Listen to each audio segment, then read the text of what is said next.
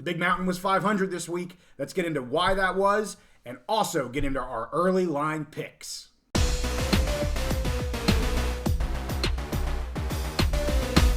Week 6 is in the books, and we're back on the Big Mountain, where we bring you a detailed focus on the Big Ten and the Mountain West. It's great to see you again. Here we are with our Week 6 rapid reaction video.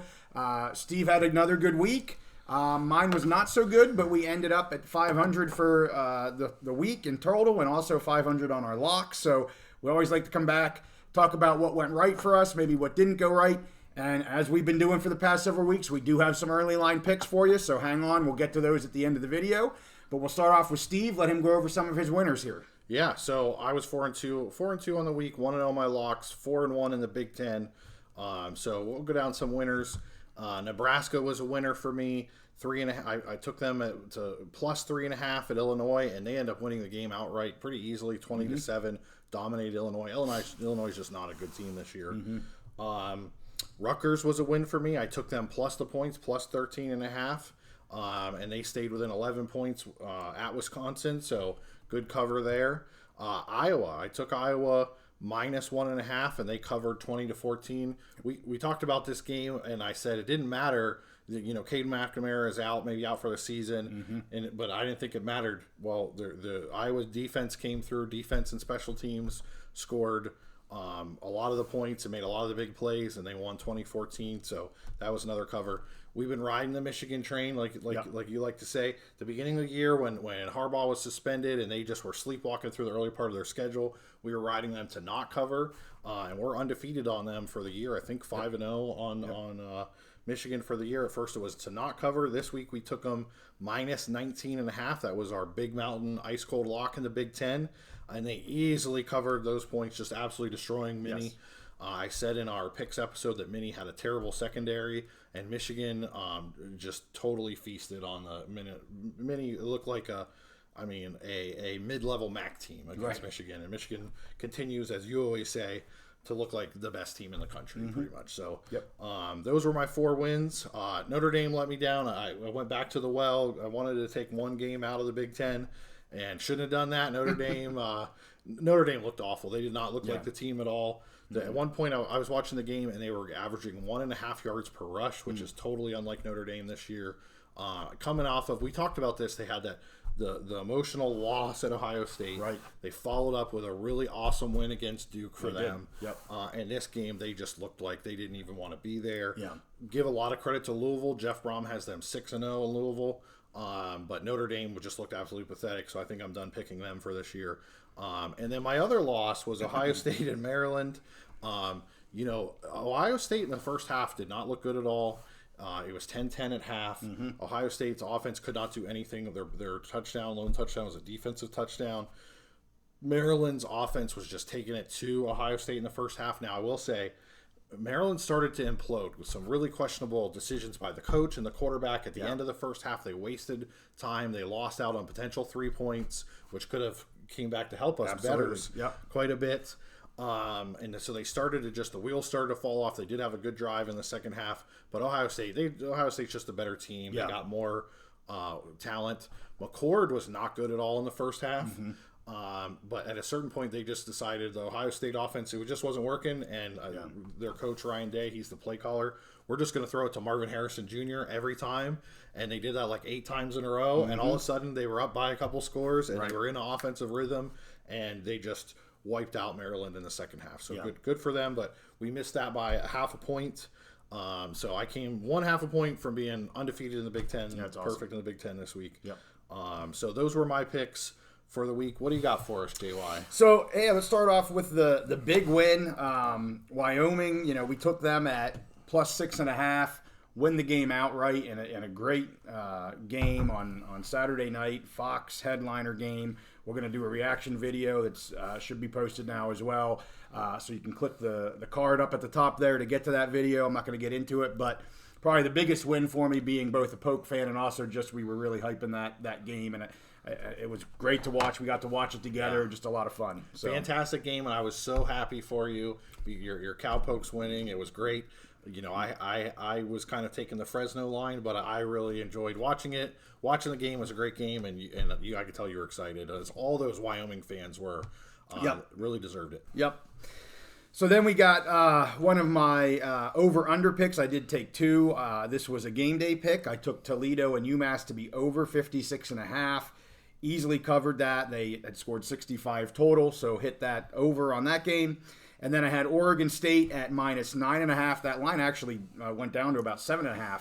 Not about, but to 7.5 before game time. But they cleared 12, so whether you got them at the 9.5, the 8.5, the 7.5, didn't matter. They cleared any spread that was out there for you to bet on. So those were the three wins for me. Was really happy to see Oregon State pull that out in Cal. I figured they would win the game, but you never know when you're going down into Cal what might happen there. And then I also, to parlay on to the Pac-2 that we have right now, I took Wazoo as well with my lock. And, I didn't watch most of this game. I know Steve did, but I had them at plus 3.5, and they lost by 8. So, missed that by 4.5 points. And you were just saying that they just couldn't do much. I mean, the line for Ward, the quarterback, was not good at all. So, and I know you were mentioning how poor their passing attack was, and maybe credit the UCLA's defense as well, not just one bad game, but yeah, pretty disappointed in that. I thought for sure Washington State would go down there, and frankly, I thought they'd win outright. So pretty disappointing in that game. Yeah, and I was with you on that pick. I don't blame you at all for that pick. I was right there with you. I thought the line was a little crazy the way it was, but give all the credit to UCLA defense. Yep. They were dominant. The UCLA defense was dominant against a Washington State offense who had been scoring 30 points a game. Right. Really good offense. Cam Ward had played great all season until this game. The commentators did mention, I think it was like 95 degrees there, and Washington State had played all their games or the last 4 games or something at in the 60s and 70s, and completely different temperature down there. And it was I think it was a 3 p.m. Eastern kick, which is like noon. Out west. And that's the thing, is the Washington State team, their defense was pretty good, pretty solid, but their offense was just abysmal, and they looked tired, they looked lethargic, they looked like they didn't want to be there. Complete shock and surprise. So I totally understand you on that pick. I don't put much stock into the Heat. That sounds like an excuse to me. But anyway, so the other couple of games that didn't go right, lost by half. I took Colorado on a game day pick at 3.5. They won by the late field goal there. Only won by 3, so it didn't cover for me. And then the game that was really shocking to me was the Colorado State and Utah State game. We took that as an early line. I took that as an early line with Colorado State getting points.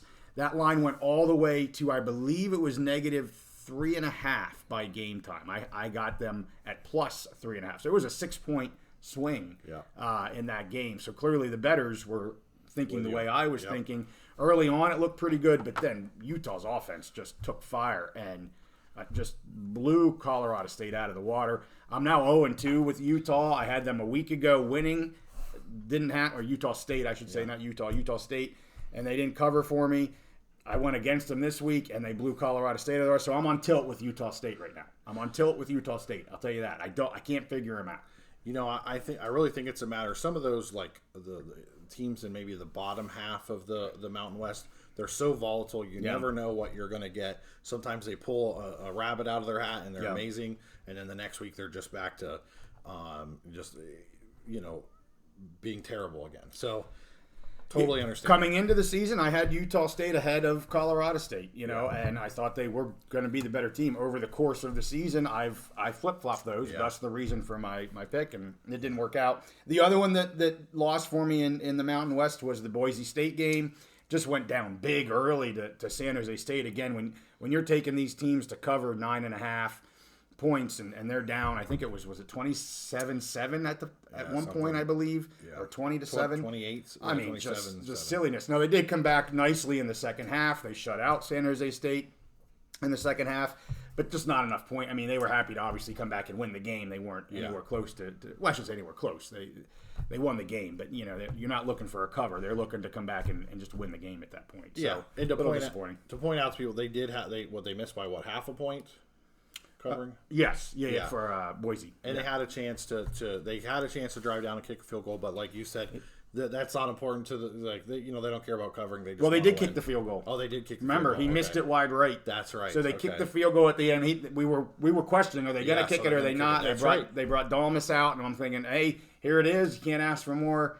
Yep. Wide right. Yeah, so there was a chance at the end. There was a chance to make that cover. Just didn't come through. So I had 2 of my games, very, very close. Again, it doesn't matter in betting. You win or you lose, and they unfortunately were lost, just like you're half a point with Maryland. So, we could have had a fairly decent weekend here, but just a couple things not going our way. So with that, hey, let's stick up our slides. We'll go over this week. We'll go over where we're at cumulatively so far, and we'll be right back for some early line picks.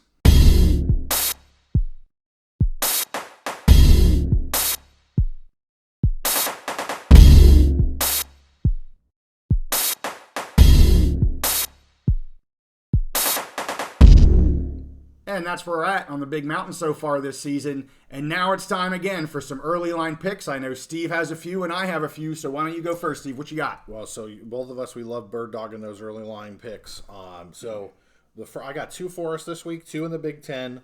Ohio State minus 20.5 at Purdue.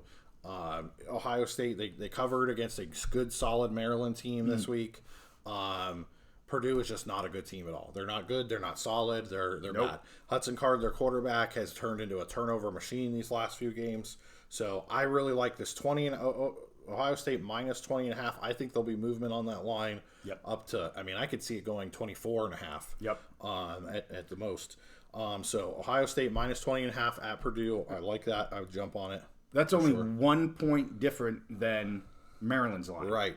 That's crazy to me. And Purdue has no offense. No. Quarterback is a turnover machine. Maryland has pretty dynamic offense and was able to score some points. But I like that line much better even than what the Maryland. You took Maryland because you thought it was going to be in the favor. Yep. I'm totally on the other side of this. At 1 point, I'm with you. Yep. Okay, so so my second pick is the other half of the coin from the game this week is Maryland minus 14.5 over Illinois. Illinois just got blasted by Nebraska, looked awful, and Nebraska doesn't even have a good offense. Right. Maryland has a good dynamic offense. I think they're going to want to basically show that this was a fluke at not a fluke at Ohio State, but they can continue to win. Right. Maybe they're not at Ohio State, Penn State, Michigan level, but they're that next tier. They want to show they're that next tier. So I'm picking them to cover 14.5 over Illinois, and I think this, even though it's at 14.5, usually you want to, for an early line, maybe you want to go to 13.5 in case. Sure. I think this could move up to to minus 17, minus 17.5. Yeah. So I'm going to jump on that as an early line pick, Maryland minus 14.5 over Illinois. Good. Like them both. Let's get into mine. So I've got one Mountain West game. I've got one, we'll call it an other game out of conference game. And both of these, I like them as early lines because I don't want them to go over the touchdown. I could see both of them going over the touchdown. So they're both going to be at 6.5 right now on FanDuel. The first one is Fresno State taking on Utah State. And I just got over saying I'm a bit on tilt for Utah State. And they can score points. There is clearly no doubt about it. Utah State can score points. But I think, again, Fresno's going to look for that bounce-back game. I didn't think their offense was as dynamic as it could have been. And that, I should say, that's more a testament, I think, to the Pokes defense. And, again, if you want, we're going to talk about that a little bit later in another video. But I think that's a more testament to what the defense was able to do there. But Fresno State has still a very good team, one of the best in the Mountain West. They can't have a slip up here. Good Lord knows if Fresno State somehow were to lose this game, they're now back into the middle of the pack, and that's not at all where they want to be. I think, to your point about teams wanting to come back, Maryland wanting to come back and show who they are, I think Fresno State absolutely is going to want to come back, show what their offense is all about again, make sure people know they're a legitimate contender for the Mountain West title. So I like this at minus 6.5. I don't want that to go over a touchdown. So that's number one. Number two is I'm going to go to Ohio over Northern Illinois. That also is at 6.5 right now. Northern Illinois is just not that great of a team. Ohio is a better team. I don't want this line going above a touchdown again. I could see both of these lines moving up to that 7.5 range. So give them to me here at 6.5. So I'm going to take Ohio at minus 6.5 as well. I like it. So that'll do it for us. We will have our picks episode up, our full picks episode up for this week on Thursday morning. Come back and take a look. And we appreciate you checking us out here in this one. And we'll see you next time on the Big Mountain.